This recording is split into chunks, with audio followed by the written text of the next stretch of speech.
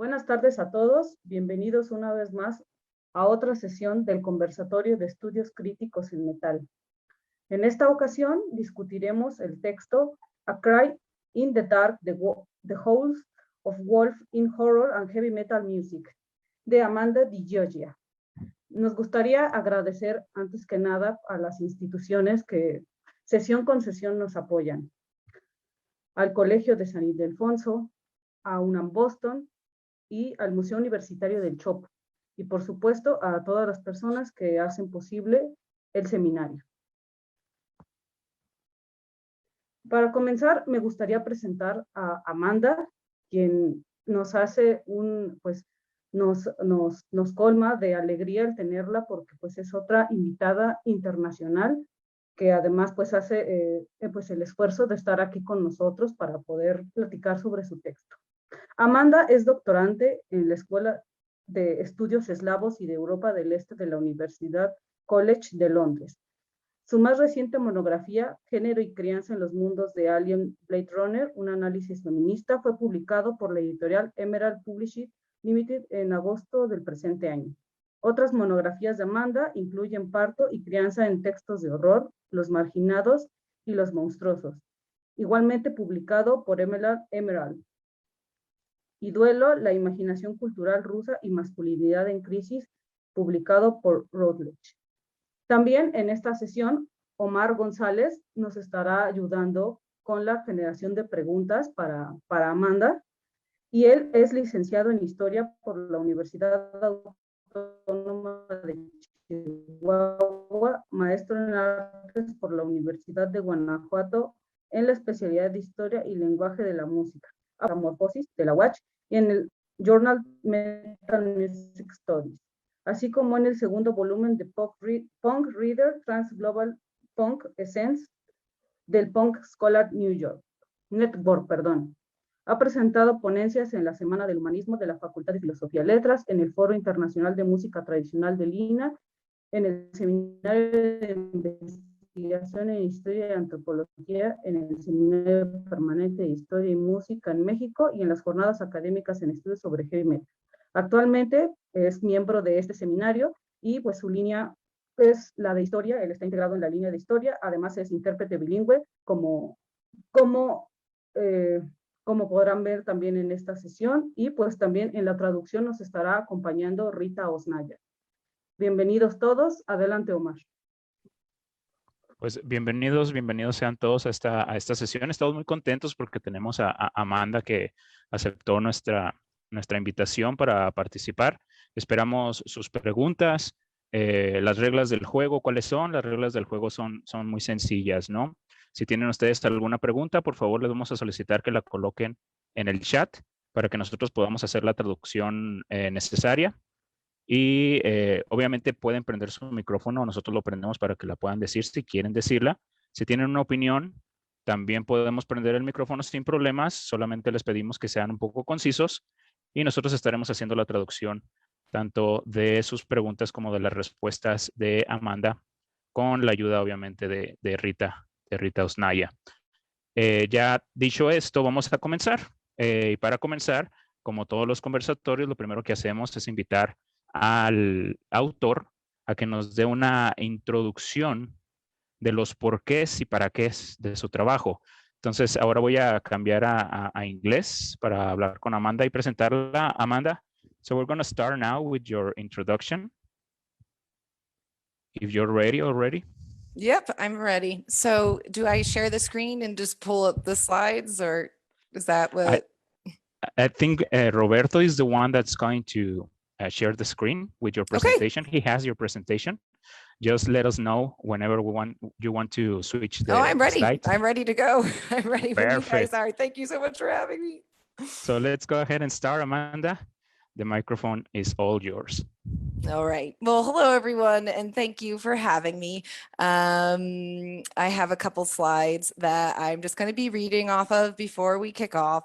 So basically, I'm just going to start by saying what I would do differently if I wrote this article now, because nothing that you do is perfect and everything is always open for critique and, you know. As the next slide says, I could read it in Spanish. Por favor, disculpen cualquier error en mi español. I have the slides in English and in Spanish. My Spanish skills are best when I'm reading it. My writing is and my spoken is terrible because I have a really bad accent, and my listening is even worse. But I tried, and again, I apologize for any errors in my slides in the Spanish because I'm not a native speaker. But to begin, I have a lot in common with Victor Frankenstein because I too have hated everything I've ever created and published once I've completed it. So please feel free to critique me, everyone. One thing I would change if I wrote this article now is I would make it clear that gender goes beyond the binary, that there's more genders than male and female, and some werewolves can go under that umbrella as well, and some heavy metalers, and that there are more sexualities than being straight or just being gay. There's another spectrum for that, and a lot of different identities that are just as valid as being straight and gay, much like there's many genders and other genders are just as valid as identifying as a man or a woman. And then, oh, seems like I've lapped the slides. I've just been reading my own copy. Sorry, everyone. But yeah, the slide I'm speaking about now is probably one of the slide number 5, Roberto. So I would also draw attention to how some packs and some pack mentalities in heavy metal and horror aren't really subversive. And you can't be subversive if you adhere to general Western social norms of misogyny, homophobia, and patriarchy. And I also would attempt not to sound so trite or stilted when I wrote. This was one of the first articles I've published, and I think I need to stop smelling my own farts a little bit. It's a term we use in English for this, or that I've always used when academics smell their own farts when they write. I feel like I did that a little bit here, and I wouldn't do it if I wrote it again. But that's pretty much it. I'm looking forward to everyone else's comments because I know this paper has weaknesses, and I'd love to see what everyone else thinks in general. So thank you so much for having me. That's all I wanted to say to start off, that I know the article isn't perfect, and I'm so looking forward to what everyone else thinks about it. Thank you, Amanda. So I'm going to switch to Spanish now. Oh yeah, go ahead. Perfect. Entonces, vamos a ya comenzar con la serie de preguntas y respuestas con Amanda. Esta es una pequeña introducción. Está muy interesante la introducción porque nos está advirtiendo de la forma en que envejecen los artículos y los papers. En ese sentido, este paper fue escrito en el 2016 y lo más interesante de esto es que este artículo fue escrito para una revista que se llama Horror Studies, ¿no? De la editorial de Intellect. Entonces ahí ya tenemos dos paradigmas interesantes, ¿no? El primero es, obviamente, la evolución de nuestros estudios en una cuestión tanto epistemológica como disciplinar. Y la segunda es, obviamente, la cuestión de cómo los artículos de metal pueden ser insertos o estar insertos en otras disciplinas, ¿no? En este caso, el horror. Y vamos a comenzar entonces. La primera pregunta. I was just telling them about the article that was published on the Horror and Studies magazine or journal from Intellect. That's a way that we can see that the metal studies can reach other kind of public, right? In this case, I mean, it's horror. We understand that it's horror, and it has a lot of similarities with metal studies. But either way, I mean, it's something that we can actually publish in other spaces. Oh, for sure. Yeah. Yes, that are not reserved for metal studies. Entonces vamos a comenzar con la primera pregunta para Amanda. Rita me va a estar ayudando con esto. La primera pregunta pues tiene que ver con la primera parte. Vamos a irnos por las 4 partes que tiene el artículo. Y la primera parte se utiliza un término, diogénesis, si no me equivoco. Rita me va a ayudar con eso. Y queremos que Amanda nos explique un poquito qué es esta cuestión del sonido diogenético. Rita. Sí. ¿Me escucho bien? Sí, perfecto. Okay. Hello, Amanda. Hi, Rita. Okay. Our first question is, what is diegetic sound? Que en español es, ¿qué es sonido diegético? Amanda, please. What is, did I hear this correctly, unique sound? What is a unique sound in the context of horror and metal, or? Omar, ¿en qué sentido iba la pregunta? Yes, it's the Dianetics, the word that you're using on the beginning of the text. Dianetics sounds. Oh, we don't know if we're diegetic pronouncing- sound. Diegetics, That's exactly. diegetic sound. That Right. is something that my master's thesis supervisor told me about and got me into because she did film study things, and that's why she was my master's supervisor, because I was writing a master's thesis on childbirth in horror texts. And I was also applying to PhD programs on heavy metal music. So I used this article as a way to combine both my interests and strengthen any potential PhD applications. So that's actually how I first heard about diegetic sounds, and sounds that people purposefully, or film creators purposefully, place in scenes to set moods. And it doesn't actually have to be a film in order for a creator to put a sound in to set the mood. Like I use the example of the wolves of Dracula, right? Does Dracula, you know, an eternal vampire, really have to make wolves howl to make his castle creepy? Probably not. But Bram Stoker made sure to put it in there, because he's really hammering it into the audience that this guy is someone that could be dangerous. So that's how I first heard about that and how I use it. There's also sound effects at the beginning of some metal songs, right? Like in the last presentation I did here, one of the Bathory tracks starts with the church bell ringing, as if it's for a funeral or something ominous, or a plague, you know? So that could be an example of that term in metal that's also horror that I didn't cover in this.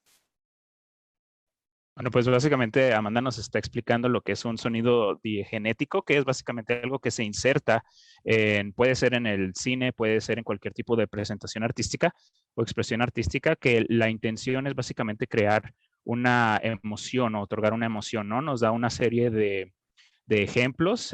Utiliza a Bram Stoker de Drácula, utiliza también una canción de Bathory donde se escuchan las campanas al inicio, ¿no? Y todo esto es para generar como una atmósfera, ¿no? Entonces eso es el sonido diegético. Ella empieza a utilizar este sonido porque su tutoranda fue la que le recomendó, ¿no? Hablar sobre esto. Y bueno, básicamente sobre esta cuestión de los sonidos diegéticos, que también pueden interpretarse como los samples, lo que observamos es que,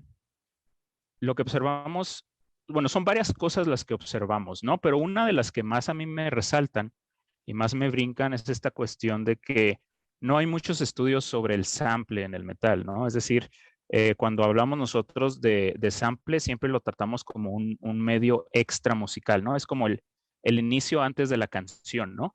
Entonces, no se analiza el sample dentro de la canción, se utiliza como un medio extra musical, ¿no? Creo que uno de los autores más prominentes del sample en México, y les recomiendo yo mucho que lo lean, es Julian Woodside, que tiene varios artículos sobre el sample, y él precisamente nos habla sobre estos usos de los sonidos diegéticos. Por ejemplo, cuando vemos una película policial, cuando empiezan a acercarse a los barrios, ¿no? A los barrios latinos, se escuchan perros, ¿no? O sea, era el ejemplo que él utilizaba. Entonces ahí eso lo utiliza él para generar este tipo de emociones. So I was just explaining the audience about this diegetic. I'm sorry, I cannot pronounce that word. No, I can't either, so that's fine. You know, that's fine. So I was just explaining that there's some scholar called Julian Woodside that studies the sampling and the sampling in music and in film. And that's the use of this kind of sounds to create some kind of atmosphere. So basically, this is the next question. I'm gonna make it in Spanish and then I'm gonna translate it to you. La siguiente pregunta que tenemos preparada antes de ya pasarles el micrófono a ustedes, compañeros, es sobre precisamente el sample en los estudios del metal, ¿no? Vemos que no se hace mucho sobre el sample en los estudios de metal. No, en realidad, con un estudio cuantitativo sobre esto, encontramos muy pocos estudios del sample en el metal. Y creemos que pueda ser por esta razón, ¿no? Por creer que el sample es un medio extra musical que no pertenece a la melodía o que no pertenece a la canción. La pregunta obviamente va relacionada a esto. ¿Por qué crees tú, Amanda, que no existen los suficientes estudios en los estudios de metal sobre el sample, ¿no? O si tú crees que es algo que podamos nosotros opinar sin tener así como esta apertura total a todos los estudios de metal. Rita, creo que ya estás preparada. Hola, sí, leo desde lo que aquí tengo la pregunta primero en español o ya me voy directo en inglés. Dale en inglés. Okay, Amanda. In many cases, the whole that is used in the songs come from a sample. Why do you think that the sample or the metaphor of the sound is taken as an extra musical motive and is not so much analyzed inside the metal studies? I think perhaps it's not analyzed more within metal music studies itself because the field even though it's not a young field, I always soundly reject, the idea that this subfield is young because it's not. It's been around for a while now and has a good existing body of literature. I just think a lot of the focus on scholarship has been on other things. But now it's finally getting the recognition that it deserves beyond just basic kind of is metal like horror and why? Why do they use metal for horror video games and things like that? I think that's what's really exciting about this subfield too, is that there's still so much room for additions in the scholarship or for new things to be added and analyzed and studied, because there are plenty of conspicuous gaps in this literature. I know that Carl Spracklin has published a little bit further on like horror and metal too, but he uses the Wicker Man a lot. An Atlantean Codex, but I think he covers samples in it as well, because I think there might be a sample of the Wicker Man in one of the songs, or there's some kind of sampling. But other than that, I can't really think of anyone else in English that does this. If that doesn't answer the question, I'm more than happy to respond to it being rephrased in a different way, but... No, it does. Okay. Rita. Thank you. Bueno, resumiendo un poco lo que Amanda comentó, ella piensa que no es analizada tanto dentro del campo del metal, porque aunque el estudio de la música metal no es un campo joven, el enfoque académico sí se ha dirigido hacia otros casos o enfoques. Y creo que ya creo que es muy necesario también comenzar a estudiar, porque el metal se usa mucho para videojuegos de horror o películas de horror. No sé, Omar, si quieres agregar algo más.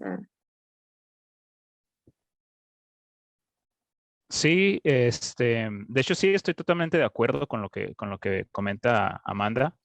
Y finalmente, creo que hacen falta estudios sobre el sample en el metal y la instrumentalización que puede tener, no solamente como estudio del metal, ¿no? Sino también sacarlo un poquito de su área disciplinar y expanderlo, ¿no? Es decir, ¿qué nos dice el sample en el metal para por ejemplo, contar la historia de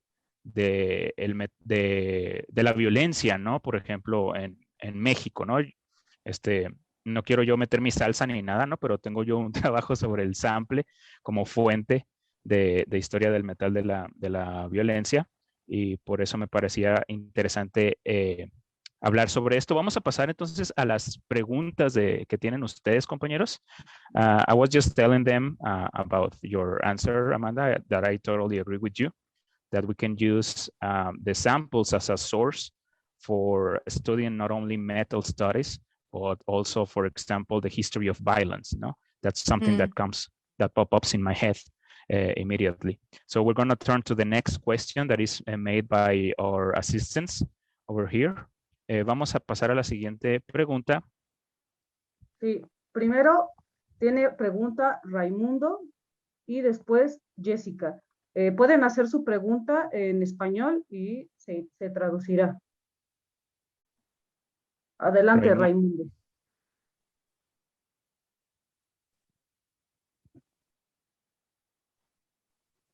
Ah.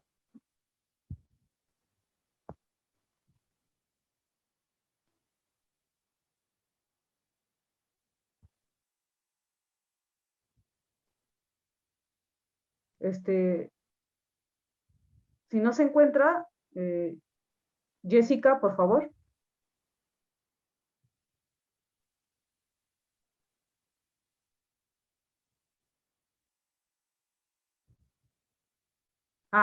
Sí, yo la leo, no hay problema.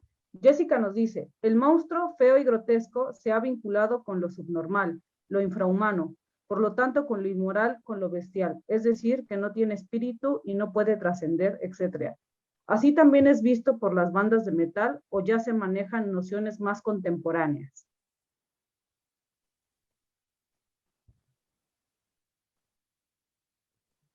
Por favor, Rita. Ok. Un segundo.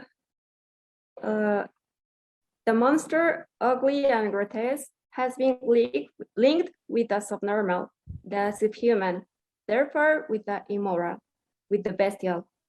That is, it has no spirit and cannot transcend, etc. Is this also seen by metal bands, or are more contemporary notions already being handled? I think that it's being seen by bands, and they've already put forward a more contemporary kind of view of that. When you were saying that question, I thought about within this article too, how I mentioned 512 by Lamb of God, and Randy Blythe is singing about how lycanthropic survival instincts and embracing the primordial nature of being a wolf man when he was imprisoned awaiting trial in the Czech Republic. But so he views that as the primal bestial thing, but he also views it as the only way to survive. So he has to embrace this and live, or be totally human and die. So I think that they are reframing it already, these metal artists, as just showing it as just something to endure and to process trauma. You could argue that too. Just looking at the lyrics, even though that example's kind of dated, it's the one that's at the top of my head because I just reread this article before coming today. If whoever asked me that question emails me, I could probably think of more contemporary examples in about a day or two. Bueno, la respuesta de Amanda es el ejemplo. What was the example that you made at the beginning, Amanda? I was talking about how in the song 512 by Lamb of God, Randy Blythe is describing, there's lyrics, lycanthropic survival instincts, embrace the beast and shun the weak, awake the primal one that sleeps inside, or feel the shiver running down your spine. So he makes an analogy with a shiv, which is a weapon in jail in English that inmates make to hurt each other. But the choice is that he can either react to all this trauma of being imprisoned, right, like a man or a human and die, or he could become a wolf man or, you know, a werewolf and live through this trauma. I hope that answers the question. Sí, da el ejemplo de una canción de Lamb of God, porque Randy Blythe, así como también lo dice el texto, estuvo en prisión. Entonces, él para poder agarrar la suficiente fuerza de estar ahí, se pensaba como un hombre lobo, ¿no? Entonces, tiene que ver con la resiliencia. Por ahí cita lo que es la letra de una de las canciones o de la canción que dictó, que es creo que 512, y habla precisamente sobre esta cuestión, ¿no? O sea, adoptamos lo monstruoso como una forma de resiliencia o de resistencia, ¿no? En este caso, tomando el ejemplo de Randy Blythe de Lamb of God. No sé si respondió tu pregunta, Jessica. Sí, ¿verdad? Vamos con la siguiente pregunta. Sí. Bueno, también tenemos, esta es de Uriel, está en inglés. What is the meaning of wolf in different genres of rock for you? I think the wolf can mean a lot of things in different genres, and that's why we always have to be mindful when you see a band choosing a wolf as imagery or using a wolf in lyrics, because sometimes a wolf is a dog whistle for white supremacy or things like that. So we always have to be mindful when we hear bands sing about wolves. Well, what are they really saying, right? Because it is a dog whistle to those communities. So it depends basically on the genre. If a band in the NSBM, like the really alt-right metal subculture is using a wolf, I will react to it much differently than Randy Blythe singing about a wolf, right? Or Dio even singing about a wolf. So I think it depends on the message and the lyrics itself, because you can't, it's hard to judge the overarching norms when so much depends individually. This is where I struggle as a scholar too. And I feel like this article is weak because I don't mention the connections outright with white supremacy and metal and wolves, just outright in the article. So I guess it depends on the genre and the band using it, if that answers the question. Sí, Thank you, Amanda. básicamente dice, perdón, Rita, ¿lo ibas a traducir tú? Dale. Bueno, nada más como dando el resumen, que Amanda menciona que depende mucho del género y de la banda en cuestiones, por eso hay que analizarla, el mensaje que la banda trae, la letra de las canciones, porque en algunas letras la figura del lobo puede significar, por ejemplo, como un llamado a una supremacía blanca, pero es difícil dar como una respuesta en sí, ya que sí se tiene que analizar desde la banda y el género en el que se desenvuelve. No sé si Omar quieras agregar algo.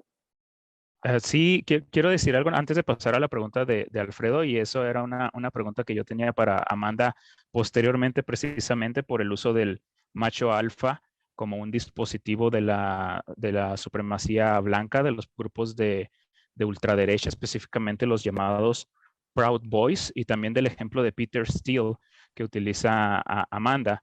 So I was just telling them that I wanted to add something further to this thing that you were mentioning, because I had a question at the end of of the article, but I think you already answered that. And it was exactly about the use of the alpha male in groups of alt-right, specifically the so-called Proud Boys.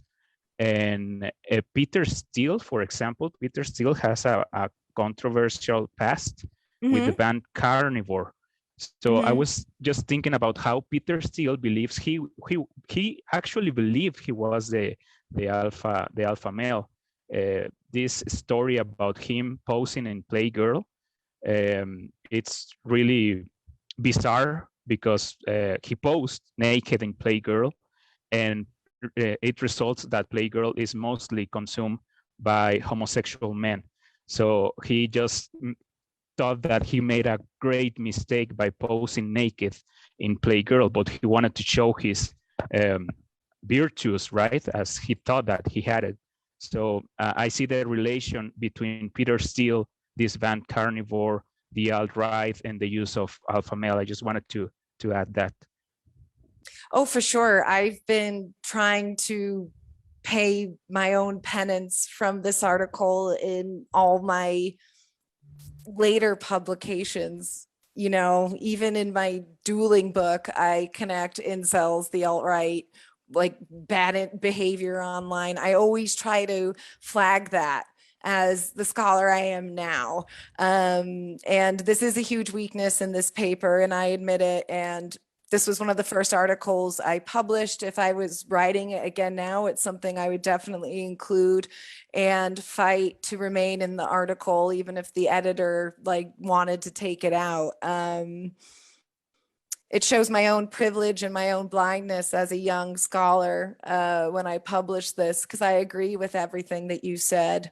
And basically, we have to remember that alpha wolves are really stressed out, bad, or wolves that are, you know, behaving badly because they're in captivity, which is not a natural environment for them, right? Because wolves that are in the wild don't have that kind of dominant structure. It's pairs, right? It's like a pair of a mom and a dad and a bunch of, like, it's a family unit. There's not one dominant animal, and that's a huge weakness in this paper, and I agree with everything that you've said. If I could write it again, I would. If I could tear myself up, I would. But in my most recent thing I published on wolves about Sansa Stark and Game of Thrones, I do mention whiteness. You know, I do mention issues of alpha males not really being a real thing because it's a bunch of stressed out animals in captivity. Which also ironically also applies to the alt-right, right? It's a toxic system being perpetuated by people and animals that are really under a lot of emotional distress. So there's a lot to be said about that as well, but I agree with everything you said. Básicamente le comentaba yo a Amanda sobre esta relación que tiene con la ultraderecha, la cuestión de los machos alfas en Estados Unidos específicamente, y aquí en México también, pero no son tan mediáticos. Aquí en México también hay que poner atención a eso, hay grupos de ultraderecha, pero allá en Estados Unidos los Proud Boys, que son muy, muy conocidos en sus luchas constantes contra los grupos de antifascistas, utilizan mucho esta figura del macho alfa, y yo le preguntaba precisamente sobre Peter Steele, el cantante de Typo Negative, que durante mucho tiempo cantó en una banda racista, abiertamente racista, que se llama Carnivore, de Nueva York, y cómo Peter Steele sí creía o consideraba que él era un macho alfa, ¿no? Contábamos esta historia de cómo él posó en Playgirl desnudo porque pensaba que las mujeres iban a ver esa revista y resultaba que la comunidad LGBT era la que más consumía esa revista, y él decía que él cometió el error más grande de su vida al posar en esa revista, ¿no? Entonces, Amanda nos comenta que ella ha incluido esta cuestión de la ultraderecha en textos posteriores, que es como que la gran falla que tiene este texto, no haber incluido a los grupos de ultraderecha, y también menciona precisamente cómo el macho alfa en los lobos es en realidad un lobo de zoológico, ¿no? Es un lobo estresado, un lobo nervioso, y que en realidad los lobos andan en grupos, ¿no? Los lobos nunca andan solos, y eso se remite muy bien a lo que hacen precisamente los grupos de ultraderecha. Vamos con Ea, por favor. Gracias, Omar. Gracias, Amanda. Bueno, primero que nada, me gustaría como decir, no, pues muchas gracias. Afortunadamente tenemos muchos comentarios y preguntas, así que vamos poco a poco, ¿no? No se me desesperen. Entonces me gustaría integrar aquí, que creo que va muy de la mano con la pregunta de Alfredo, y Jan Koplow, perdón si dije mal tu nombre, corrígeme por favor, nos dice que Oreja, una banda chilena de metal, hace samples con sonidos de animales endémicos chilenos en su álbum Tubún, haciendo referencia al imaginario y cosmovisión mapuche. Así, me gustaría ahora pues mencionar la pregunta de Alfredo, que creo que va muy acorde. Esta consideración sobre la relación lobos-maldad es una construcción a partir de una posición europea, ¿cierto? Y apoyada por las industrias culturales. En muchas regiones de América, relacionada a pueblos nativos, el lobo es símbolo de poder y respeto de una entidad benigna en la naturaleza. ¿Qué piensas de esto en relación a tu texto? Amanda. Rita? Uh-huh. Yes, this consideration about the wolf-evil relationship is a construction from an European position, right? And supported by the cultural industries. In many regions of America related to native peoples, the wolf is a symbol of power and respect, of a benign entity in nature. What do you think about this in relation to your text?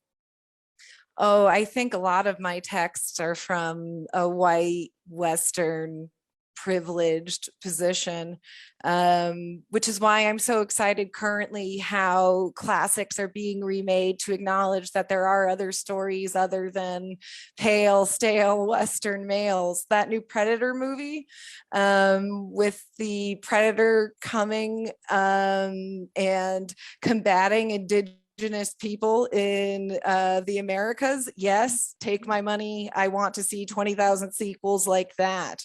That's the story that needs to be told.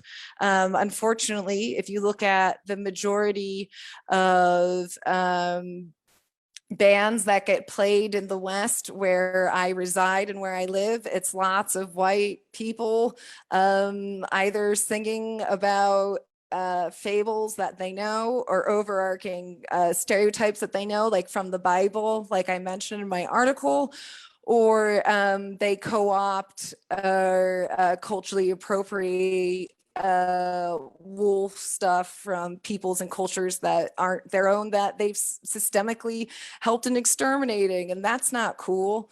So I agree with you. There is a huge weakness regarding that in metal, but like in the new Predator series, focusing on the voices and the stories of indigenous people that we haven't heard before, I hope that creators and consumers start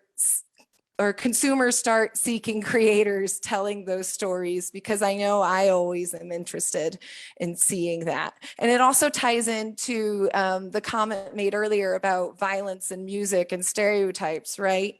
Like I just thought, as an Italian American with 2 passports, when I was a kid in elementary school, I played a part in a school play where I had to pretend to be a gangster, and I carried around a violin case, right, where a gun would be. And I think about the Robert Rodriguez mariachi movies, where you have someone that is this virtuoso guitar player, which is a phrase we hear so often in metal music studies, committing all this violence. And again, those stereotypes are pushed by, people that are more privileged in society with power.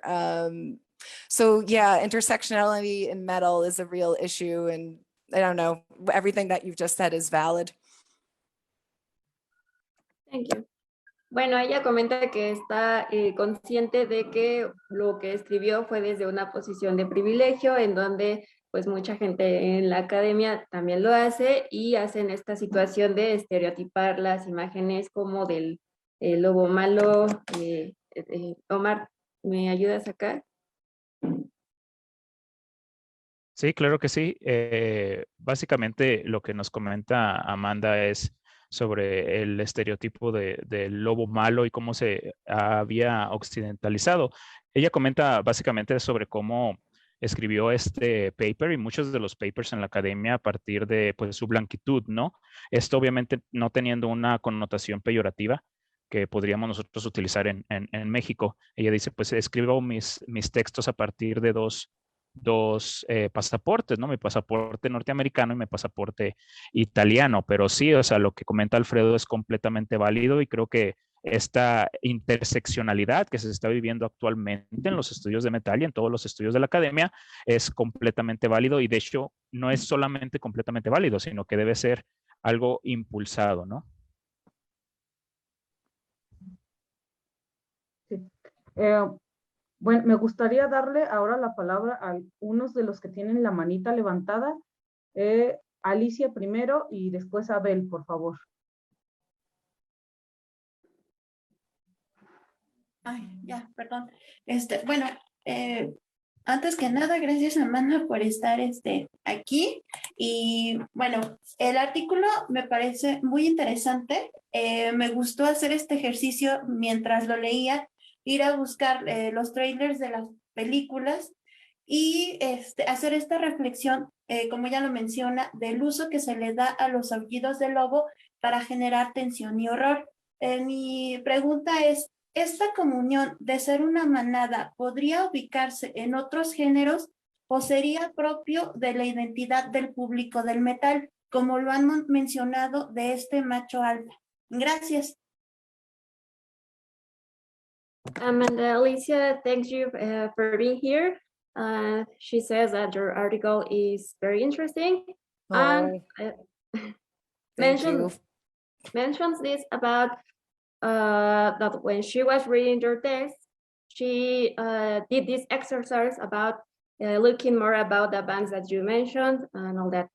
And her question is about the usage of the sounds of the wolf, like this image about there being only as a pack is only in metal music, or are there any other representations of the wolf? I think it's kind of really dependent on if it's a wolf or if it's a werewolf, right? Because in a lot of the text we see a werewolf and there's usually one original one and it's biting a bunch of people to make more, or it's just one like errant werewolf.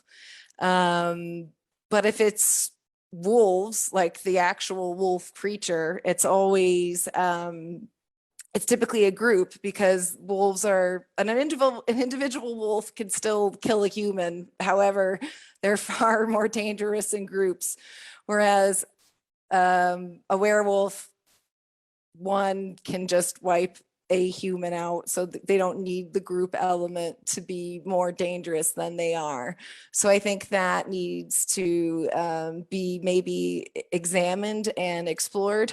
I think wolves in most genres, I can't think of, I mean, please correct me if I'm wrong, anyone in the audience or any of the co-hosts, I can't think of a triumphant, happy, wolf motif song,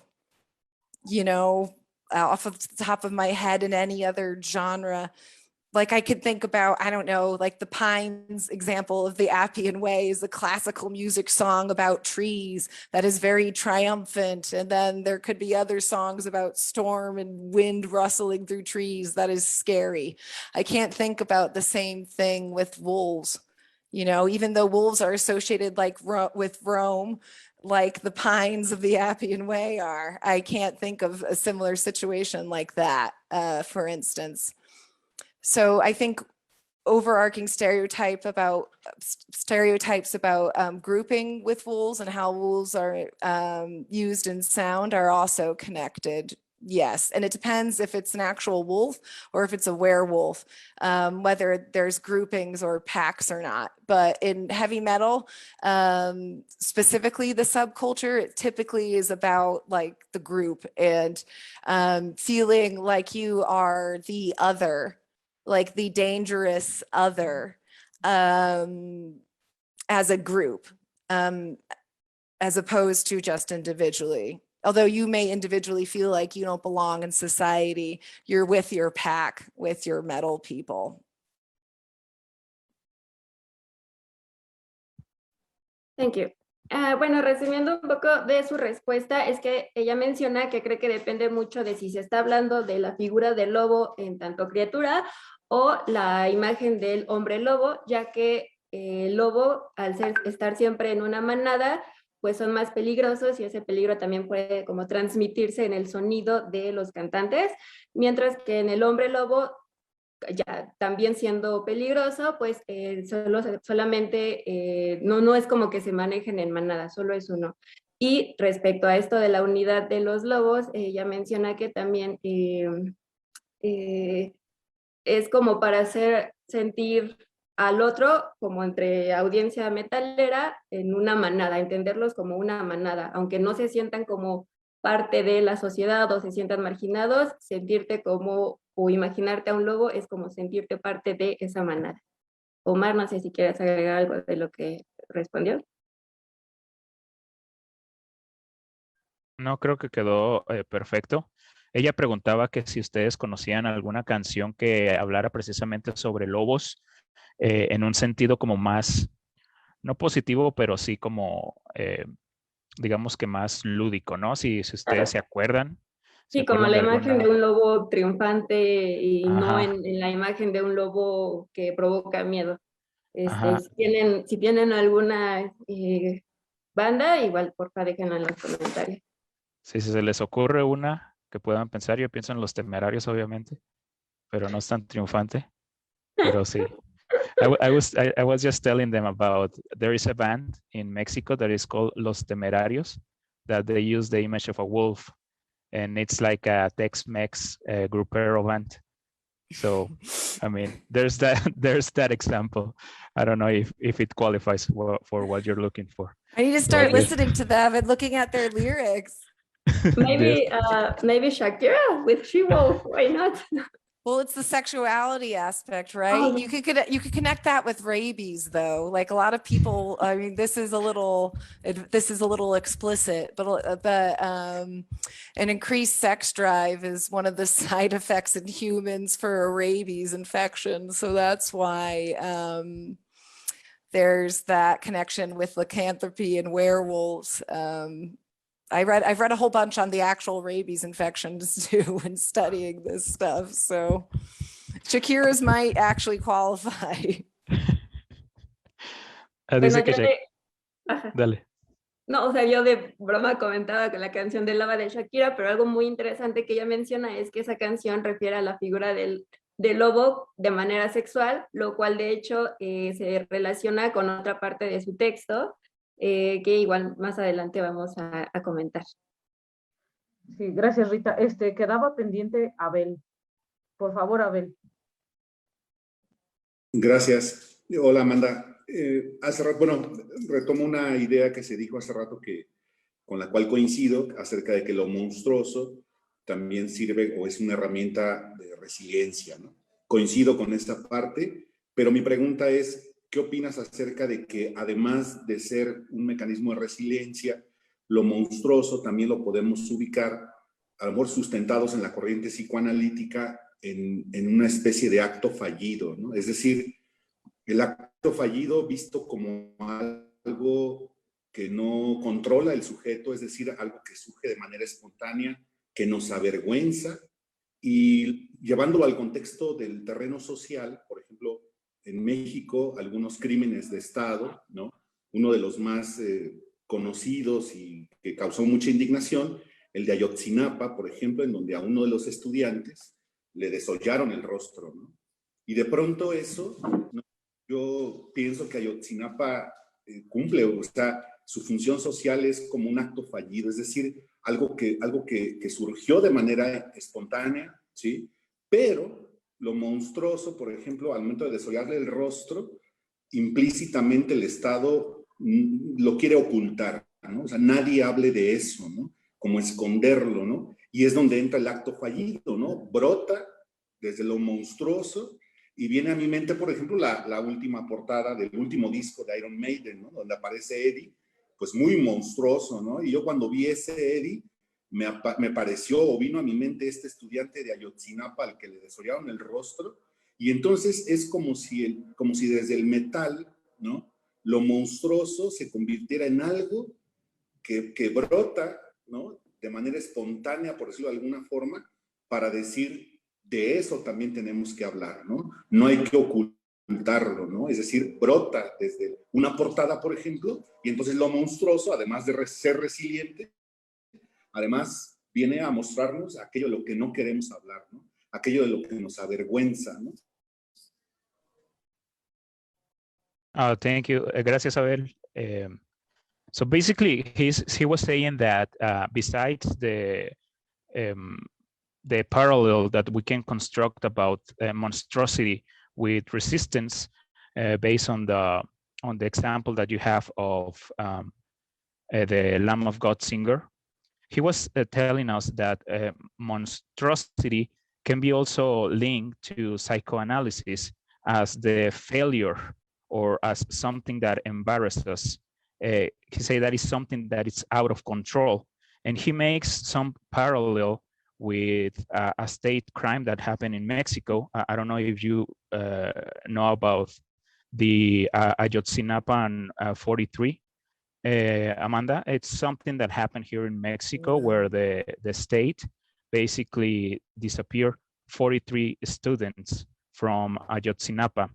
It's something really embarrasses for us as a society, but the state committed that crime and the state hasn't paid for it. So he was saying that monstrosity is also something that we can show that me disculpas, Abel, si estoy malinterpretando tus palabras, but it's something that we show to express these things that we usually hide from society. And he also makes a comparison with the last Iron Maiden album, where he says that the face of Eddie reminds him of this student of Ayotzinapa, that all his skin, his face skin was removed, and there was a picture of it where we show the bones and the lack of flesh and a lot of blood. So he said that monstrosity is also something that we can show, but that is always hidden at plain sight, and it's always hidden by the state. I think you can compare, I guess, to Eddie and maybe a statue of Saint Bartholomew in Milan, where he's skinned as a saint and he's holding his own skin. That to me also very much looks like Pinhead the Cenobite, right? Like that skinned image, but I guess too, Frank and Hellraiser is also kind of holy, or an inversion in its own way of like that holy image of the skinned Saint Bartholomew. But that's something where it's out in a positive light, what you're saying regarding monstrosity. What the comment made by Abel also reminds me of the work of Susan Stryker, who is a trans woman and uses narratives about monstrosity as a way to reclaim both how she's framed by Western patriarchal societal norms as being a monster because she's a trans woman, and as a means of reclaiming, of reconstructing her own body in the way that she wants it to be. That also connects, I think, with what Abel has said. I know that Carl Spracklin has done a lot of work on this as well, just horror and metal music stuff in general, and Iron Maiden. Because Iron Maiden, like I said, is all metal stuff is complex and multifaceted, and Iron Maiden's also a vehicle, right, for white British imperialism. And white British masculinity, which also caused a lot of people throughout the world to look like, you know, Eddie, because they colonized very violently and in ways that weren't okay. And that, I mean, I'm visiting my parents now because my 94-year-old grandfather and I both got our Pfizer booster, but I, benefit from that as well because I live in the UK normally. So I'm benefiting from the colonization and the violence unleashed by all those people. So while Abel does absolutely, without a doubt, have really valid and really important points, I think it's also important to contextualize Eddie as that and think about the people that died under, that Union Jack as well. But I agree, it's a great point. And thank you for bringing it up. Sí, eso es un gran punto, Abel, lo que menciona Amanda. Amanda también piensa en la pintura de Juan Bartolomeo, donde se le desolla y él está sosteniendo su piel, ¿no? Y luce un poquito como esto que tú refieres, y también luce un poquito como el personaje de Pinhead de Hellraiser. Pero esto es como algo un poco positivo, ¿no? Tú lo que comentas, a ella le recuerda un poquito a una artista que se llama Susan Stryker. Susan Stryker es una mujer transexual y ella utiliza la narrativa de lo monstruoso para reclamar lo que Occidente, específicamente el sistema patriarcal de Occidente, le ha quitado, ¿no? Que normativamente le ha quitado, y ella reclama esa monstruosidad, ¿no? Se muestra como tal porque el occidentalismo nos ha enseñado que las mujeres transexuales pueden ser monstruosas, no son monstruosas. También piensa en Klaus Brooklyn. Ahí también hay que entender un poquito el contexto en el que se da Eddie, ¿no? De Iron Maiden, específicamente porque Iron Maiden es una banda occidental blanca, ¿no? Y que tiene mucho que ver con el imperialismo británico blanco, ¿no? Si escuchamos las canciones de Iron Maiden, creo que queda bastante claro. Entonces, si bien estamos de acuerdo con lo que mencionas de Eddie, también hay que contextualizarlo, ¿no? Y ver hacia dónde apunta, ¿no? Específicamente cuando se está en una situación de privilegio. Ella ya menciona una cuestión personal donde ella visita a sus abuelos de 94 años porque se pudieron poner la tercera dosis de Pfizer, ¿no? El booster, que aquí en México no nos ha llegado, ¿no? Todavía no tenemos esa opción, ¿no? Entonces ahí estos paralelismos los vamos notando. Esto último lo agregué yo, ¿eh? I was just telling them that we don't have the booster yet. See, I'm privileged. I'm privileged because I got it, right? And the only way I qualify for it is because of my heart failure from cancer treatment. So again, intersectionality, I'm privileged, but I'm also like not, like intersectionality. And I was just thinking when you were summarizing like horror and things like that, it's amazing what you can adjust to horror wise, that you think there's no way I would ever be able to live through that. Like before I went through all my treatment, when there was like a bucket like hanging out, like in a tube, like a bucket attached to a tube hanging out of my ribs that I had to carry with me everywhere. If you asked me before I got sick, could you do that? I would say, oh my God, no way. But I did it. Like, it's amazing what your mind can adjust to that you think it can't comprehend. Sí, comenta Amanda que precisamente es una cuestión de interseccionalidad, porque ella no hubiera podido recibir la tercera dosis si no estuviera enferma del corazón debido al cáncer. Entonces es como, pues soy privilegiada, pero pues también tengo esta enfermedad, ¿no? Entonces todo se trata de las interseccionalidades.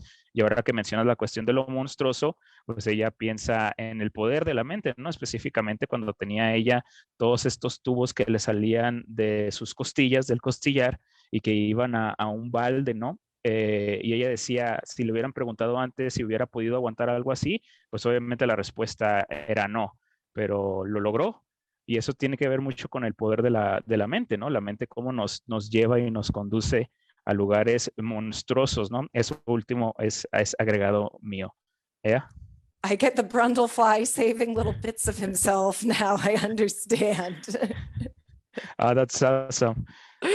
I don't know. Dice que entiende un poquito de las partes que de lo que estábamos diciendo, va entendiendo un poquito. Y le digo yo, eso es impresionante, increíble. ¿Yeah? Muchas gracias, Omar, Amanda. No sé si me puedes apoyar leyendo la pregunta de Aurea en Facebook. Omar. Sí, aquí estoy. Déjame la leo, ¿eh? Sí. Es esta, ¿no? Have you encountered, Sí. a ver, la leo en español y luego la traducimos al inglés, ¿no? Dice, ¿te has encontrado con letras sobre lobos y cuerpos monstruosos escritos o cantados por mujeres? Me hiciste recordar el libro de Margaret Childrick, que es Encuerpando al monstruo, encuentros con los seres o con los otros vulnerables y sus apuntes sobre cómo la presencia de los monstruos es percibida en cuanto se muestra peligrosamente, ¿no? Cerca, se encuentra peligrosamente cerca, ¿sí? Más precisamente con uno mismo, ¿no?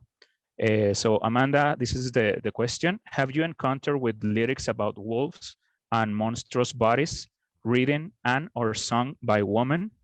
You made me remember this book by Margaret Childrick, Embodying the Monster, Encounters with the Vulnerable Self, and her remarks about how the presence of the monster is perceived as long as it is dangerously near, most likely within oneself. I have heard of that, and I've read it. Maybe I haven't read it recently. I know it was published around like the year 2000, I think, maybe the year after. I need to reread it in order to answer that question specifically regarding Margaret Margaret's work. I apologize, I haven't read it in a while. Understanding that, I think in one of the Metal articles I've written, I remember, I think Keith Con Harris wrote about the cover of Raining Blood by, I think it's Tori Amos originally. Let me just double check if it was her that covered it. And I'm pretty sure it was Keith Con Harris that wrote about that originally, but I could be remembering wrong. But I mentioned that in the context of werewolves, and it's because of menstruation and how werewolves are and menstruation also seem to be tied, both in metal with Wolf Moon and in horror texts with Ginger Snaps, the underrated fan favorite. And interestingly enough, I found out recently because my partner that I live with in London was in Canada at the time Ginger Snaps was coming out. He said he had no idea it was a werewolf, like feminist badass movie. He thought it was this dumb, like bro movie. They were marketing it towards, he said it was just marketed towards bros, like under the generic horror market. So no one saw it in theaters, and it's so great. So that's another way that overarching stereotypes sometimes backfire when studios market these texts. So that's just a little anecdotal side, but there are examples, yes. And the Tori Amos cover of Raining Blood is one of like werewolf themes and metal and women being combined. Si bien sí conoce a la autora que menciona Aurea, no lo ha leído, entonces tendría que hacer la lectura para poder dar una opinión sobre esa autora, pero sí hay canciones que hablan sobre los lobos. Da el ejemplo específicamente de un cover de Slayer, Raining Blood, que hizo Tori Amos. Tori Amos era una cantante de los 90s, empezó prácticamente en los 90s, hizo muy popular con unos covers de Smell Like Teen Spirit de Nirvana. Eso lo estoy agregando yo, eso no lo respondió Amanda, pero lo estoy agregando yo. Pero ella menciona básicamente cómo bueno, que Kit Can Harris fue el que menciona precisamente esta canción, y que muchas veces la cuestión de los lobos se asimila como la menstruación, tanto en el metal como en los textos de horror, y pone de ejemplo la película Ginger Snaps. No sé si han podido ver esa película, pero dicen que muchas veces esta cuestión pues se vuelve contraproducente porque se convierte en un ejemplo de consumo de los bros, ¿no? Que yo creo que aquí en México podríamos decirles los hombres o los machitos, ¿no? Que lo que quieren ver es esta cuestión hipersexualizada de la mujer que se muestra precisamente en Ginger Snap, ¿no? Entonces ahí hay dos ejemplos y pues sí lo hay, ¿no? Tori Amos es uno de ellos. Muchas gracias, Omar.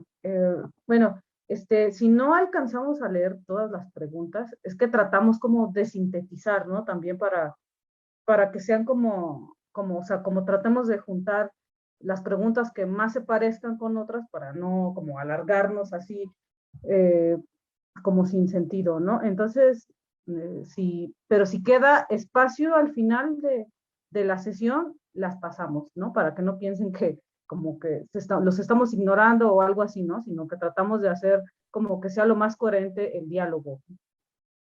Entonces, me gustaría leer las preguntas que tenemos aquí. Tenemos otra de Jan Koplow y dice, con el paso del tiempo me he fijado harto en el uso de efectos o ecualización para alterar la voz de los vocalistas, por ejemplo, en Meshuggah o Tomahawk. ¿Qué te parece esto a ti y cómo sientes que dialoga con los imaginarios del terror? Rita, por favor, ¿me ayudas? Over time, I have noticed a lot of the use of effects or equalization to modify the voice of the vocalist. For example, in Meshuggah or Tomahawk. What do you think of this, and how do you feel that it dialogues with that imaginary of terror? I think that they're right. There is a lot of vocal modulation and things used nowadays. I mentioned it, I guess, in the context of this article because in the 2010 remake of The Wolfman, the howl of the Wolfman is a bunch of people, but they used mainly a combination of two metal music artists' voices.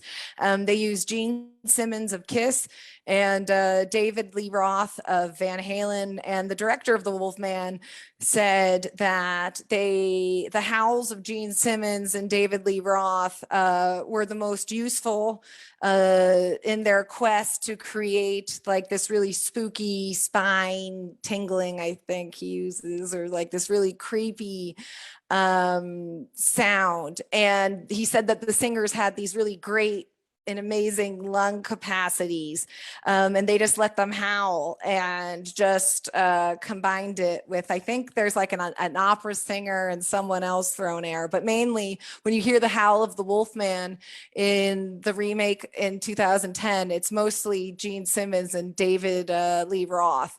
So that's one example of how these modulations or altered sounds are being used in the context of horror films and heavy metal music. Bueno, Amanda comentó acerca de, y algo que también venía en el texto, de la capacidad de modificar la voz de Gene Simmons de Kiss y David, perdón, se me fue el apellido, que de hecho también vienen nombrados en su artículo, que tienen esta capacidad de simular unos sonidos terroríficos con su voz a través de la modulación. Omar, ¿quieres agregar algo más? No, creo que mencionas lo que dice precisamente, bueno, el David Lee Roth y Gene Simmons se terminaron utilizando, como dice el texto, en la película Wolfman del 2010, pero Sí. al final terminan utilizando más la de Gene Simmons, ¿no? Que porque tenía un grito así como muy peculiar y diferente al de, y ya se hace la mención sobre esta canción de Rock and Roll All Night, que también utiliza un aullido y cómo mueve a las audiencias, ¿no? Sí, muchas gracias, Omar. También tenemos la pregunta de Dante Bastián, que nos dice, en tu texto hiciste notar al lobo como un ser poderoso que impone cierto miedo. Dentro del Depressive Black a veces se utilizan los sonidos de los lobos, inclusive los aullidos, como parte de un estado de nostalgia. ¿Pudiste dar cuenta sobre esta cuestión? Más allá de que es algo que depende del subgénero o la banda. Rita, por favor. In your text, you noted the wolf as a powerful being that imposes a certain fear. Within the depressive black, sometimes the sounds of wolves are used, including howling, as a part of a state of nostalgia. Were you able to account for this issue? Beyond that, it is something that depends on the subgenre of the band? I think I account for feelings of nostalgia and belonging when I say that for metalers, feeling like a big bad wolf or an outsider is a positive thing, and they in fact belong. It's when they're amongst others like themselves at a concert. Or a similar gathering. I probably could have done a better job. That for sure is one of the weaknesses you could say in this text. I probably could have emphasized that or punched it a little more at the end. So thank you for that comment. Bueno, ella menciona que acerca de estos sentimientos de nostalgia, cuando, y algo que ya comentó, este sentimiento de sentir, bueno, sentimiento de marginación, pero que de alguna manera se puede hacerse menos cuando estamos, por ejemplo, en un concierto y te sientes rodeado como de tus otros. Pero sobre esta pregunta ya menciona que justamente lo tiene contemplado como una debilidad dentro de su texto. Entonces agradece mucho esta observación. Muchas gracias. Omar, ¿sigues con la siguiente pregunta tuya para seguir con el texto? Sí, por supuesto que sí. Y hablábamos, ahora vamos a meternos un poquito en la cuestión metodológica del texto. A mí honestamente me parece un texto muy bueno. En el sentido metodológico, ¿no? Y hay una parte que a mí me gusta muchísimo del texto, que es la cuestión de la etiología, ¿no? Esta cuestión de la etiología, la forma en que Amanda va describiendo a los lobos, va describiendo lo que hacen los lobos, el significado del aullido de los lobos y cómo lo va compaginando con sus ejemplos y llega a estas conclusiones. O sea, me parece que es una metodología, digamos que perfecta, ¿no? O sea, cuadra. Todo va siendo así escalado, ¿sí? Para llegar a estas conclusiones. Pero lo interesante de esto es la cuestión de la transdisciplina, ¿sí? Que es a donde yo quiero llegar. La cuestión de la transdisciplina, ¿no? Como sabemos, es casi un hecho que cuando hacemos estudios de metal, tenemos que ser transdisciplinarios.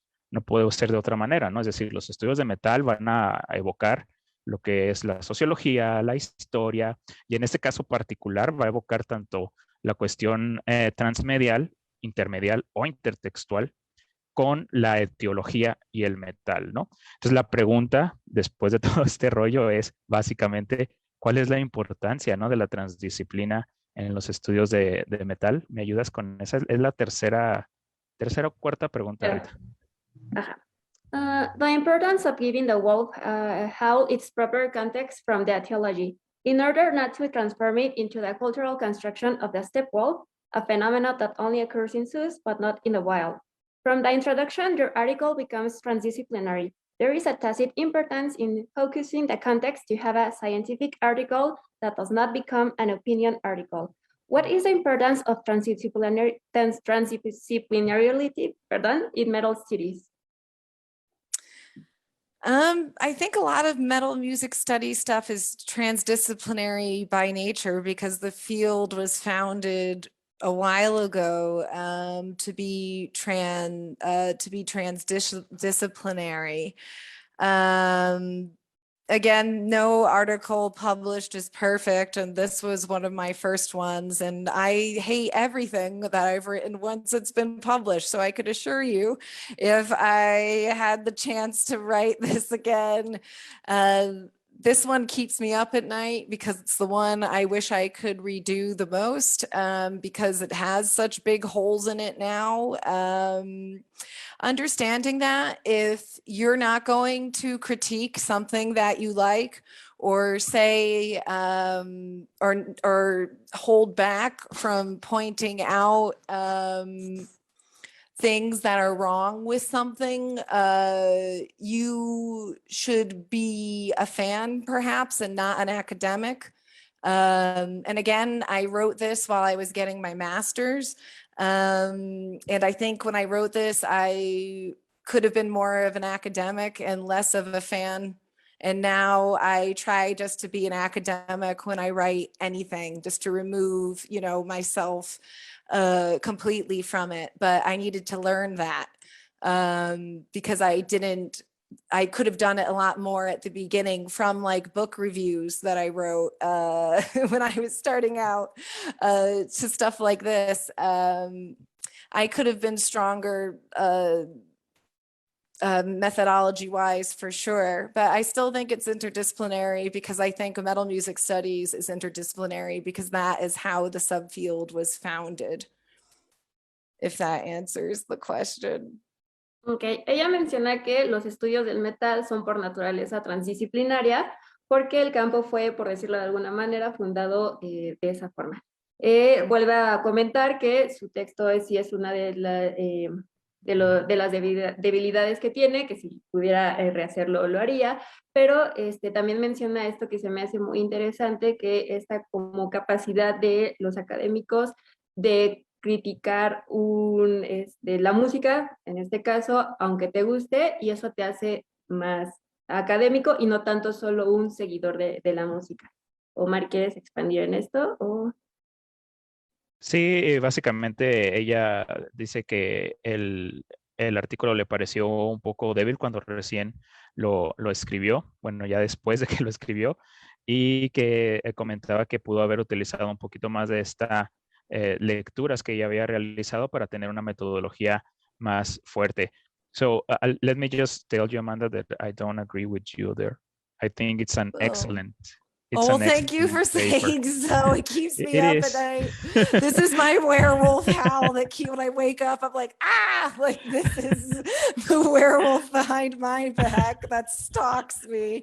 This article, I wish I could redo it. There's so many holes in it. Thank you for saying so. No, I really think so. Le comentaba a Amanda que yo pienso que es un artículo excelente. No sé si alguien más esté de acuerdo conmigo, pero ella decía que es el lobo que la persigue en las noches, ¿no? Porque piensa que hay muchas ausencias ahí que deben ser rellenadas, ¿no? Entonces es como su lobo personalizado. Vamos con ella. Sí, muchas gracias, Omar. Ahorita tenemos aquí unos comentarios que pues o sea, me pueden ir ayudando traduciendo. Raimundo nos dice, Amanda, me gustó tu trabajo, hablando de que sí nos gustó su trabajo, ¿no? Y que lo consideramos muy bueno.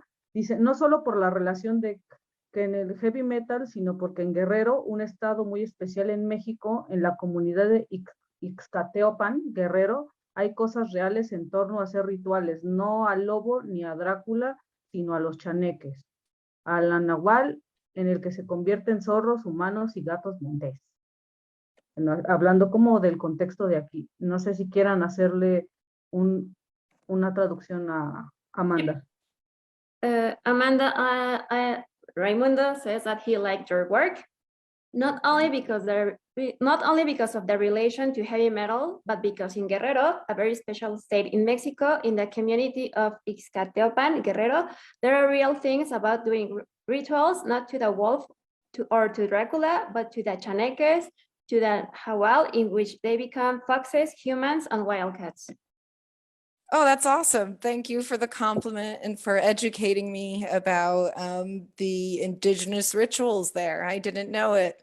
Dracula, unfortunately, is what inspired me to write this article, but I'm happy I'm so happy it goes beyond that.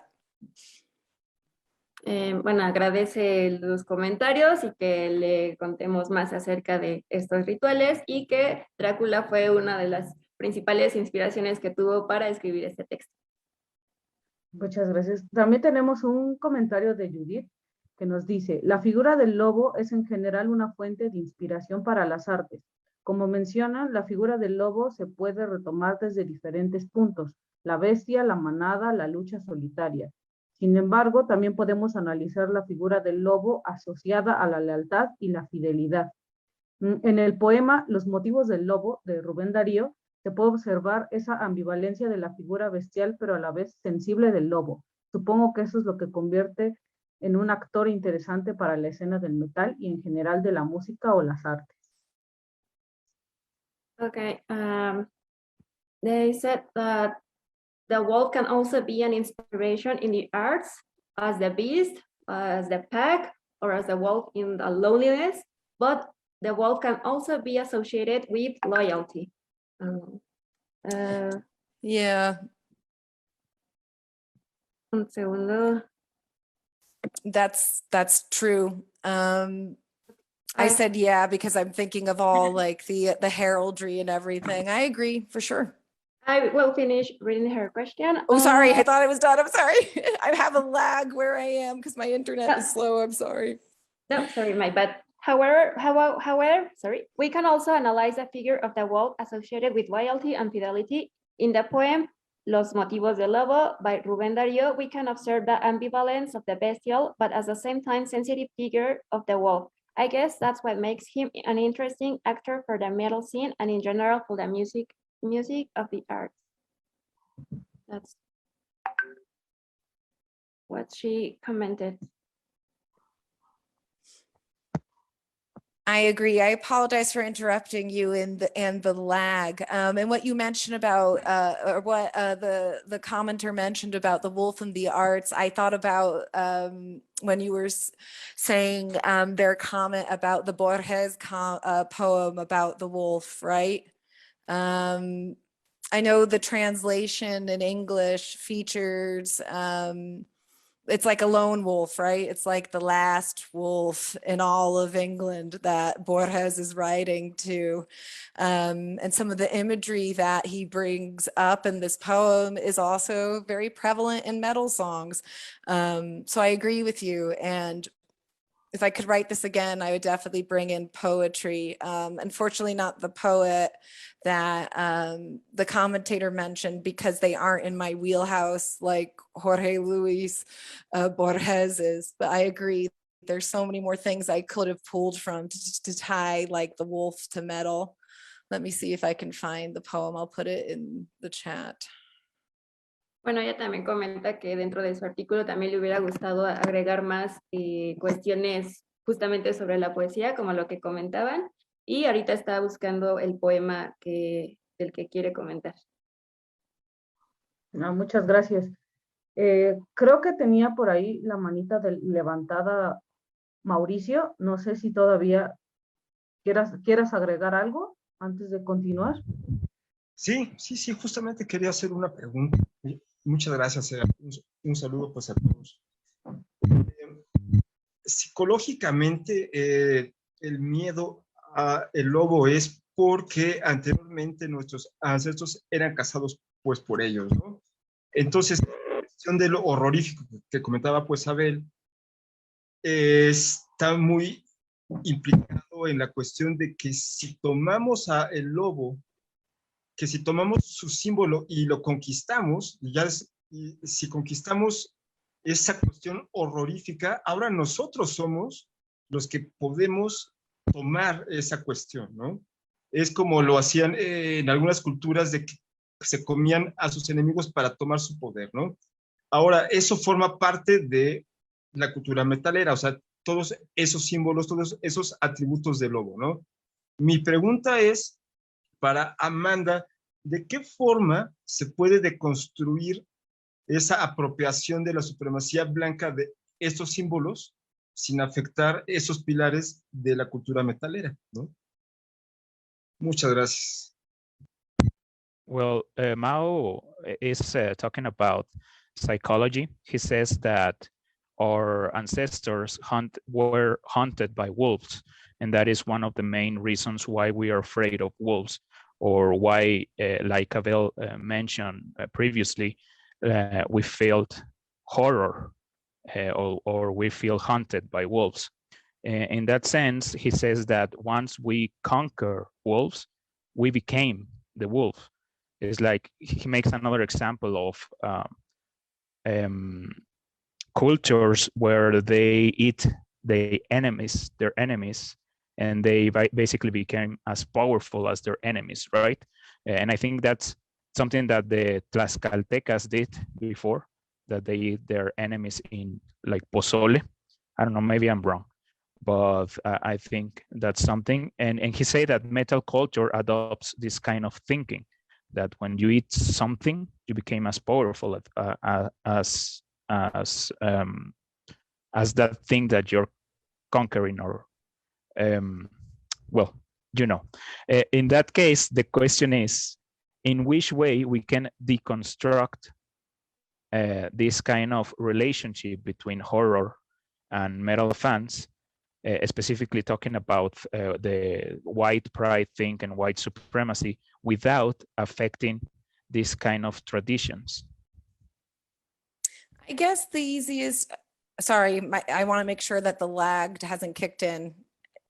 Is it okay if I respond, or is there more? Did talking get cut off when I started to talk? No, go ahead. Go ahead, Okay. Amanda. Okay, I'm worried because my internet is not good at my parents' house. So thank you for the question. I think the most important thing to do is to highlight it and call it out regarding that this potentially could be dangerous imagery. And if it is dangerous, here's what to look for. Google is your friend when you look up bands to see if they're shady or not. And I think it's also important to remember, I think the point that you made about us becoming wolves once we've tamed them into becoming dogs is a great point, because dogs look to us like we are the boss, right? We're the captains now, we're the wolves now. I thought that was a really, really important and perceptive point made. So kudos to the commentator. But I also want to add that there are stories in human nature that are just as intrinsic as violence and conquering, right?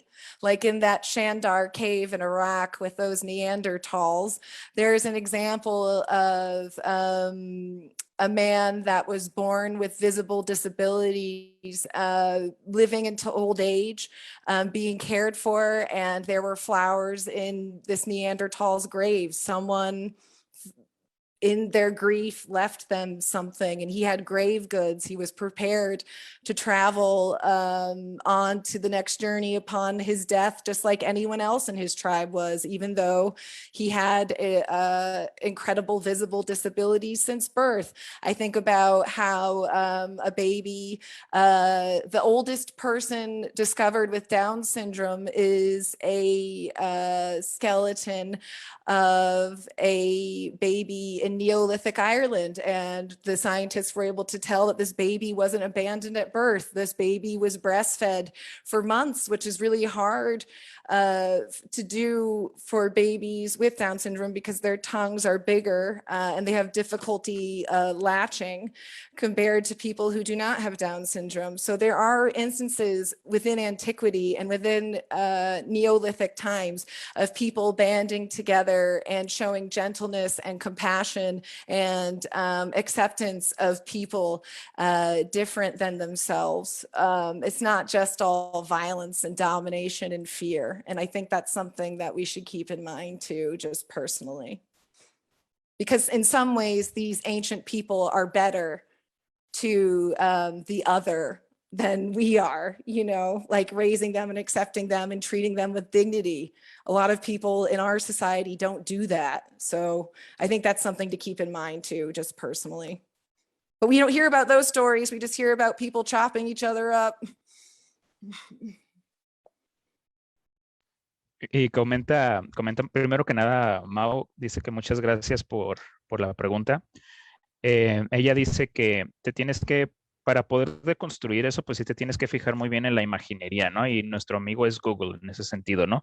Hay que verificar las bandas y subrayar cuándo parecen ser peligrosas, ¿no? Y recordar la forma en que ellos utilizan la imagen, específicamente estas imágenes que están ligadas con el supremacismo blanco, ¿no? En ese sentido, Google va a ser nuestra mejor herramienta.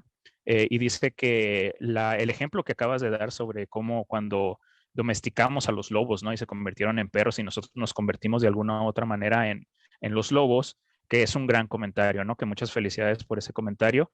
Sí, agrega muchísimo a la conversación, pero ella también agrega que la naturaleza humana no solamente tiene violencia intrínseca, ¿no?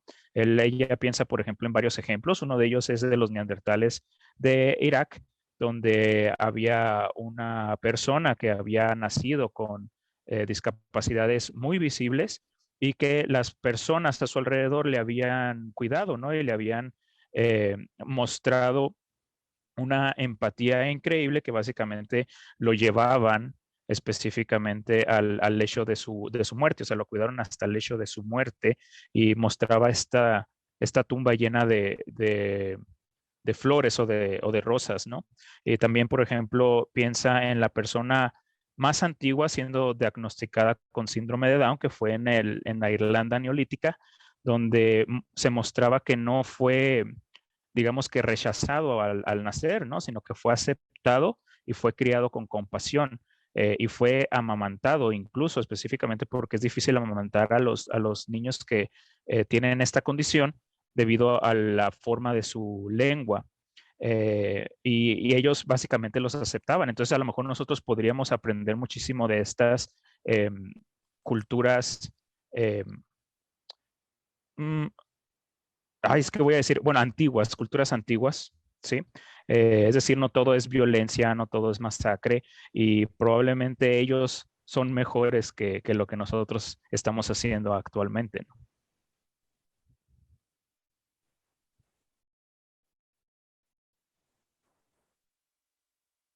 ¿Estás ahí? Sí, perdón. Muchas gracias, Omar. Tenemos una pregunta más en Facebook. Si me ayudas leyéndola, Omar, por favor, te la puse en el chat. Sí, por supuesto que sí. Dame un segundito. La pregunta al Facebook es de Albertus Jiménez. Amanda, bueno, primero lo voy a decir en español y luego la traducimos al inglés. ¿Qué piensas de la figura del lobo como símbolo del black metal satánico? En las bandas de black metal satánico y el rol que tiene como el solitario, pero genuino tótem en la relación con lo canónico del black metal, ¿no? So, Amanda, what do you think of the figure of the wolf as a symbol for satanic black metal bands and its role as a lonely but genuine totem in relation to the canons of black metal? So black metal is always going to be associated with satanic, you know what I mean? And so is the wolf, right? The wolf is used as a metaphor consistently in the Bible. It's in the West, it's used as a metaphor, you know, by Aesop, it's used by Dante in Dante's Inferno, right? To represent evil and lust and all this stuff. The wolf being associated with being evil and othered, much like it is in black metal, is going to happen in the West, probably in perpetuity, because, well, unless there's massive societal change, which I hope there will be, and the wolf won't be seen as evil anymore. But I think for the next little while, we can always anticipate these symbols being associated with one another. Understanding that I have no problem with bands doing that as long as they're not being toxic or misogynist or racist or homophobic, because you can't be subversive or an other if you perpetuate societal norms that hurt or marginalize other people. So that's all I try to say with that. I don't think there's anything subversive about, you know, marginalizing anyone else. Ok.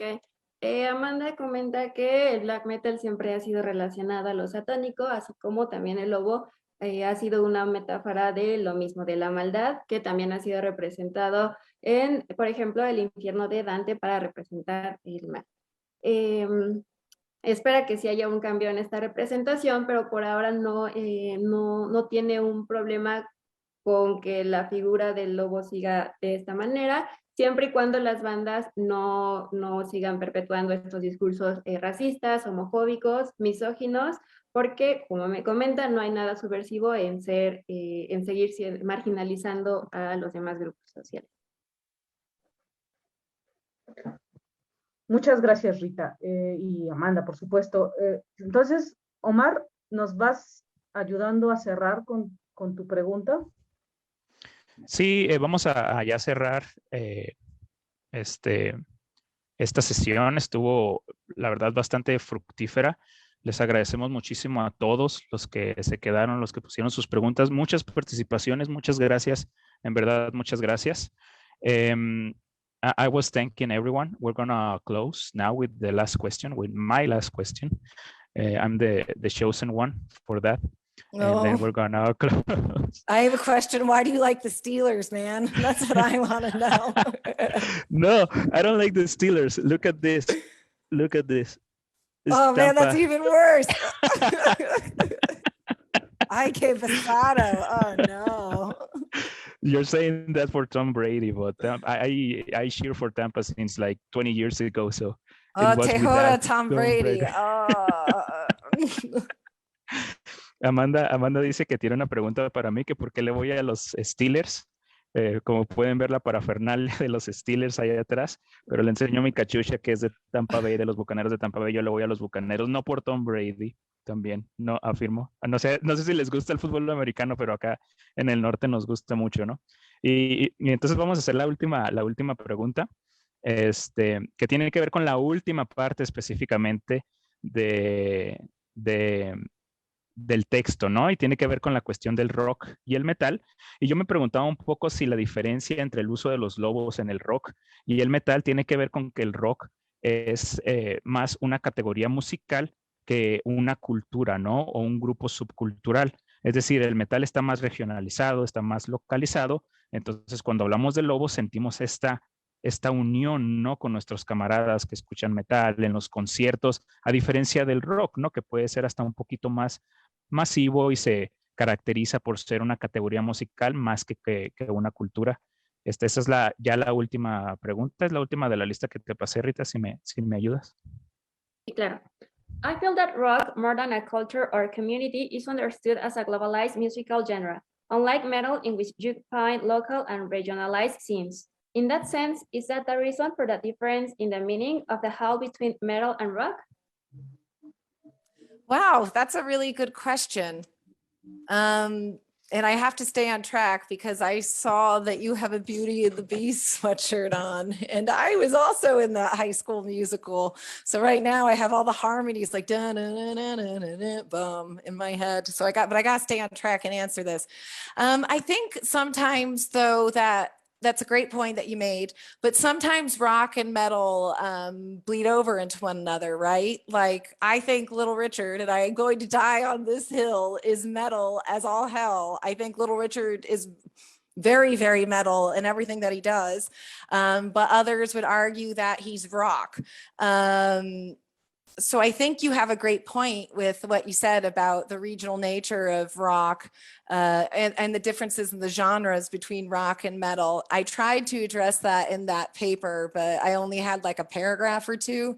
I probably could have done a lot more. I think though, regarding the really, again, another wonderful, perceptive and persuasive point being made, 2 in a row, all the questions have been very perceptive and great. You guys as an audience, the questions you have asked have been so excellent. Everyone's has. Understanding that, I think we also have to keep in mind that although your point is valid and correct, I think sometimes rock and metal intertwine and bleed over into one another, like Little Richard and perhaps a few other classic rock artists. Like Little Richard is very metal, but Van Morrison, like the Moondance guy, I don't know. Y Amanda nos comenta que Le pareció muy interesante la pregunta. Hizo un comentario sobre mi sudadera, si pueden ver que dice Beauty and the Beast, porque ella participó en una teatro colegial sobre la Bella y la Bestia y se acordó, pero bueno, se tiene que mantener en línea contestando las preguntas. Dice que le pareció muy interesante la acepción, pero dice que tanto el rock como el metal pues sangran uno encima del otro, ¿no? Como lo sabemos, hay una conexión muy intrínseca y dice ella que Little Richard le parece metalero, ¿no? Little Richard es metalero, ¿no?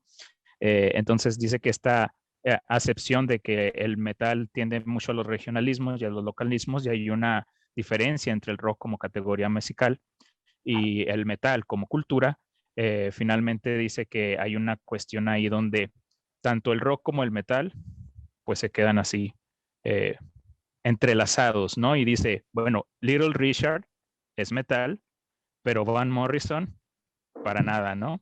Y también It's creo que because lo of the dice, distortion too. Like Little Richard uses that metal distortion, right? He just uses his voice as the instrument to do that distortion, like metal artists do. But Van Morrison, I don't think does that in the same way. That's why, you know, it's not.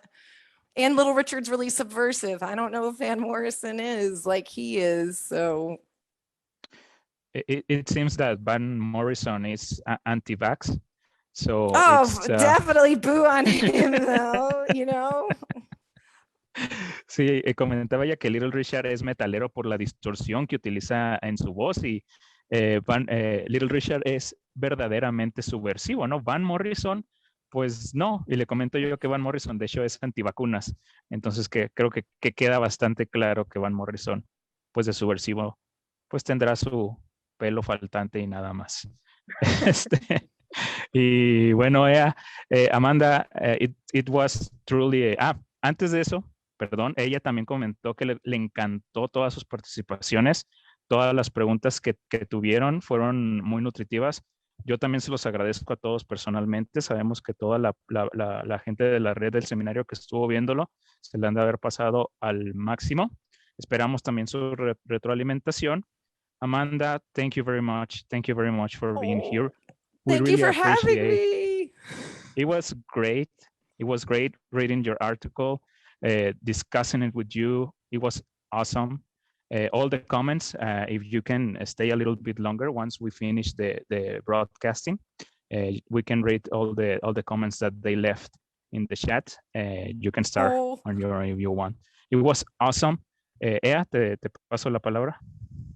Muchas gracias, Omar. Bueno, pues primero que nada, agradezco muchísimo, todos le agradecemos de parte del conversatorio y el seminario, le agradecemos pues a Amanda el esfuerzo que hace acompañándonos aquí, toda la sesión, ¿no? Toda la sesión, contestando todas las preguntas y y todos los comentarios, ¿no? Pues muchísimas gracias en nombre del seminario, del conversatorio y pues de las instituciones que nos representan también.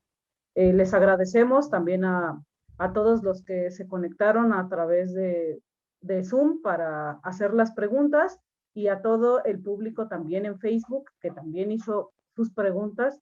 Los esperamos en la siguiente sesión el próximo año. Esta fue la última de este año, así que pues nada más queda estar atentos en el Facebook para las siguientes, ¿no? En lo que sigue.